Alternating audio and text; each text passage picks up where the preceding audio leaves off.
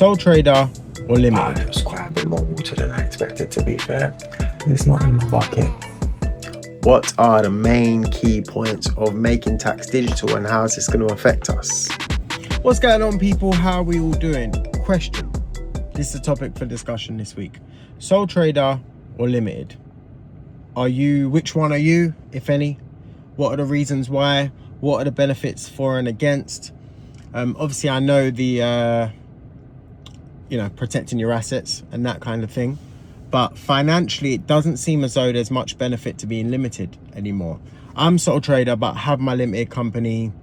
It's lying dormant, but obviously it saves my name and everything. It's there to use whenever I want to or need to. But yeah, it's currently not trading. Hasn't ever traded since I started my business. But yeah, I think now that they've raised the dividends tax, doesn't really seem that there's any financial benefit, really. On the flip side, now that sole trader, you have to submit your accounts quarterly and stuff like that. Again, is there any benefit to that? Let me know what you're thinking. How's everyone getting on with making tax digital? I've obviously started doing that. And yeah, definitely need to... I've got the hang of that. I started early, so I got it about 6 months ago, started using Xero.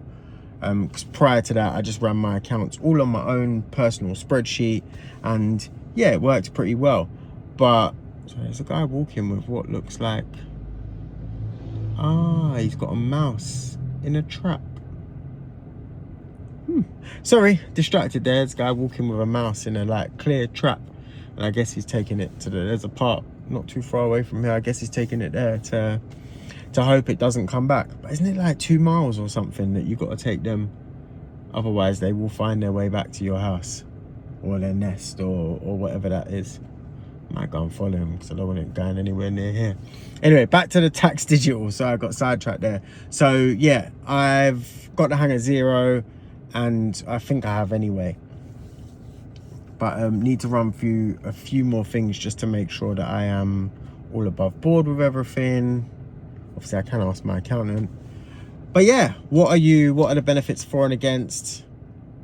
And let's jump into this job, and then let's have a chat about it at the end. So I am here looking at an ideal logic that is fluctuating. Hot water, hot cold, hot cold, hot cold. What do we think it is? So I changed the pump here. I think I might have filmed that. You put the 2-ton pump in.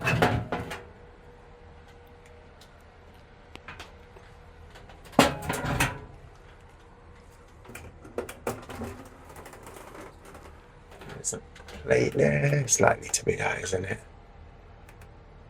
Let's just take that straight out. Give it a little clean and see if that sorts the issue. So with that, drain the boiler out, PRV or the drain off underneath, depends who you are or what you want to do. And then you've got a little 4mm nut there, little 4mm nut there, and it just comes off easy. Normally you can just slide it out through here if you take out the contents. There's nowhere for me to put this camera.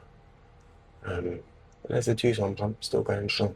There we are, condenses removed. System's drained. I'm still going to get a little bit of water there, and I.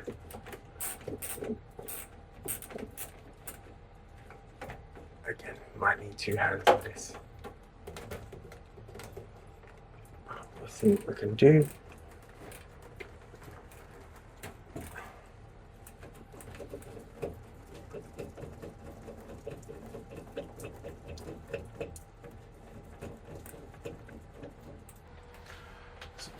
I've got the plate out, but it was quite a bit more water than I expected, to be fair. And one of the seals has gone walkabout, so I've got to try and see if it's behind there or something. Actually, nope.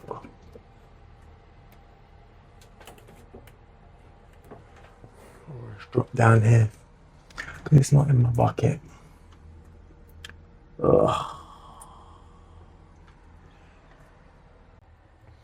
Can you believe that somehow got around there? From there. Of course we can believe that. It's just my luck. Anyways, this is out now. Doesn't look terrible.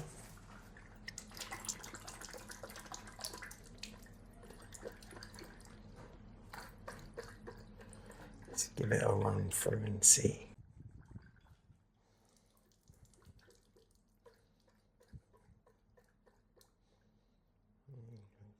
Take it outside, give it a bash.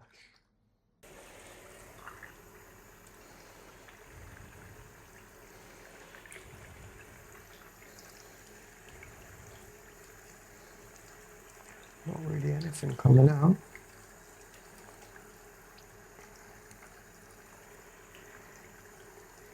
He did say it's happening on all the hot taps. I don't know. Here we are getting more out now.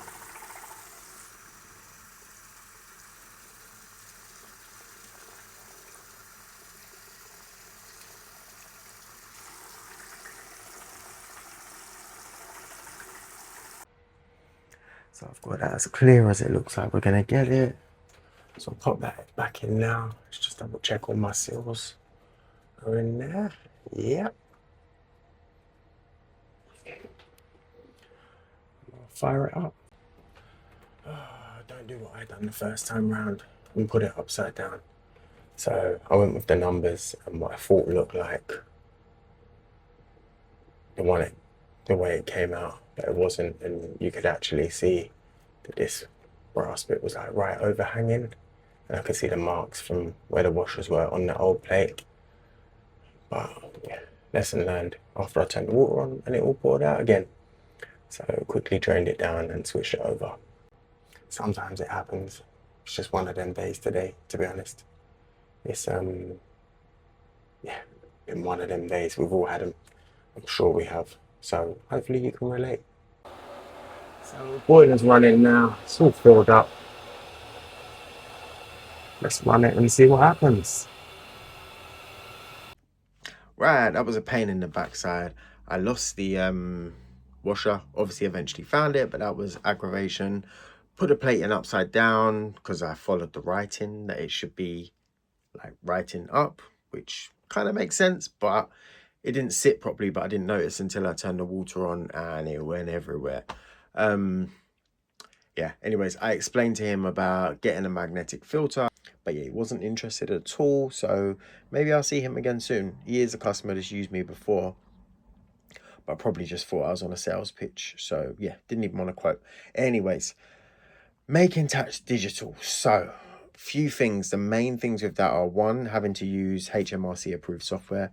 I use Zero, have been now for about 6 months because I wanted to start getting it ready and get the hang of it before it came in. Which I think I've mainly done now. Obviously, I've asked questions previously and whatnot. You need to submit 5 times a year. So your quarterly tax return as such, and then like a final one at the end of the year, which I guess like a final wrap up to make any adjustments and anything that hasn't been caught or missed. What else? The good things are that one, you don't have to keep a load of receipts around anymore. No massive folders or anything, just all goes on the app or the software, however you're doing it, and is all saved on there. So that will cut down that. You can also see or put your projected tax bill throughout the year as you go. I guess it will adjust based on what you're submitting through them quarterly returns. So yeah, I'm not for it, I'm not against it. I don't know that it make much difference. I think in the beginning it's going to be a little bit hassle because everyone getting used to things. Also, this is for sole traders and landlords. If your turnover is over 50k, and then it's going to be brought in, I think next year or a couple of years to, I think it's next year to over 30k, and then 2028 it'll be over 20k. So they're getting everyone on this. It's not really avoidable unless you go limited, and then as far as I'm aware, you don't actually have to do it this way. But yeah. Anyways, they are the main things. Yeah, that's the main things about MTD. Are you doing it? What are you doing? How are you finding it? Has it made any changes to your business? Let me know. Jump in the comments. Now, next, would you like to see more business related videos? Sometimes, you know, people just do things differently, and you might have I don't know, 25 years experience running your own business, but then someone who's been doing it 2 years, they have found something newer or maybe a not as orthodox way of doing something that might help you 25 years on, kind of thing, or vice versa. You can give them your experience. So yeah, I think I've learned a few things that may help people, or ways I do things might help people. So let me know if you would like those kind of videos or more of focus on that kind of stuff, and would you like that in my weekly video, or like a separate almost bonus video, maybe once a month, once every couple of months, and do separate business related stuff. So jump in the comments, let me know how you'd like to see that, if you would like to see it, and how you would like to see it. Also, so I spoke about limited and sole trader in the beginning, benefits of that, pros and cons and whatnot, and ask people to drop in their experiences. Would you like to potentially see a conversation between myself, a sole trader, and somebody else who's limited? Not 100%. So I think I know who I want to ask. I don't know if they want to do it. So it could be them, it could be anyone. So I won't mention any names yet. And we can kind of just have a chat and yeah, give pros and cons and weigh up all the different things and just have an open, honest conversation. Would that be of interest to anyone? That's enough rambling from me. Don't forget to like, subscribe, share, comment, hype. Come back next week. Thank you for watching, and put your experiences in the comments.